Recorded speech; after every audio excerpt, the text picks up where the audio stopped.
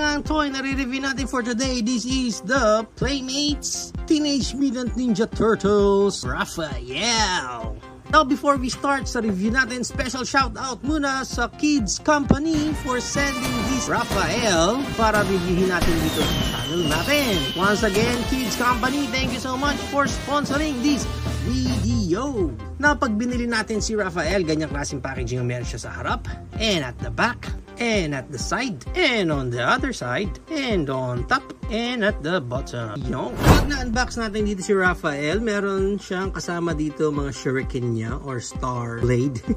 Yan yung itsura niyan. And meron din siyang another accessories dito na looks like para siyang gear. Tapos umiikot to. Ang hindi ko lang sure bakit di sila nagsama ng tali dito. Kasi obviously this one is, halimbawa meron tayo dito, hiramin natin yung kay Michelangelo. Now pwede mong ilagay ang tali niya dyan. Ayan. Tapos dyan siya magbabalance, diba? So supposed to be, ayan, gaganyan-ganyan siya dyan. Diba? Ganyan yan eh. Pero walang kasamang tali. Ikaw na raw bahala mag-provide ng tali na yun.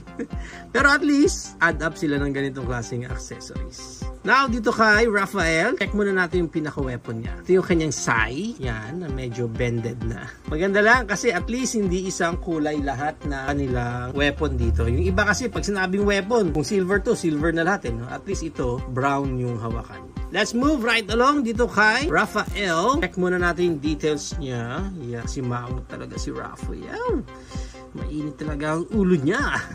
And then, yan yung pinaka-green niya. Yan. Sa side. Yung shell niya sa likod. Good. Sa ilalim.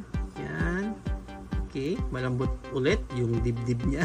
And para sa articulation dito ni Raphael, narorotate ulit yung ulo niya. Wala siyang look up and look down. Yung kanyang arms wide open. Ganyan ang kanyang creed moment na pwede pang maitaas yan ng ganyan. And of course, narorotate. Wala din siyang elbow bend, pero narorotate lang yan ng ganyan. Pagdating sa kamay, narorotate lang din. And then, wala siyang any ab crunch. And yung legs niya, ito yung medyo awkward na naman sa articulation dito ng Ninja Turtles na to. Kasi wala silang split, pero narorotate naman yung legs niya dyan. Pero medyo limited na pagdating dito sa legs nito. Wala siyang knee bend and wala rin siyang articulation sa paa. Now, i-try muna natin yung kanyang mga weapons na pag kinabit natin sa kanyang kamay. Itsura niyan.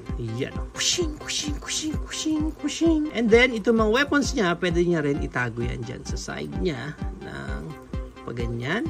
I-side nyo na lang ng konti kasi awkward eh. Pag diretso lang yan. Okay. Yun nga lang, medyo naiipit na sa kamay niya or sa kilikili niya. Sumasabit. And i-try na rin natin itong mga shurikens niya. This one sa kabila. Yan. Ayan, no? Okay din. And i-try naman natin itong isa niyang accessories na pwede siyang mag-dangle-dangle dyan. Yan ang magiging itsura niya. So, hindi siya tatakbo ng hawak niya yan. Ayun nga eh. Supposed to be, dapat may tali yan. Hiramin natin ulit itong kay Mikey. At isasabit natin siya dyan. Yan. Yun, no? Woohoo! Kawabanga, dude! Woohoo! Teenage Mutant Ninja Turtles. Okay din, ha? Nag-enjoy ako dito, ha? Maganda yung gimmick niya na yan. Now, para sa height ng Raphael natin dito, medyo nakabenda kasi knees niya eh. So, 4.5 din siya. Almost 5 inches din. Maganda yan. I-compare pa natin siya sa kanyang brother na si Michelangelo. Mas lighter yung green ni Raphael. Also, our BSD AX10 Bubble Walker Crank. Playmates Rocksteady. Playmates na si Bebop. Buzz from the Lightyear movie.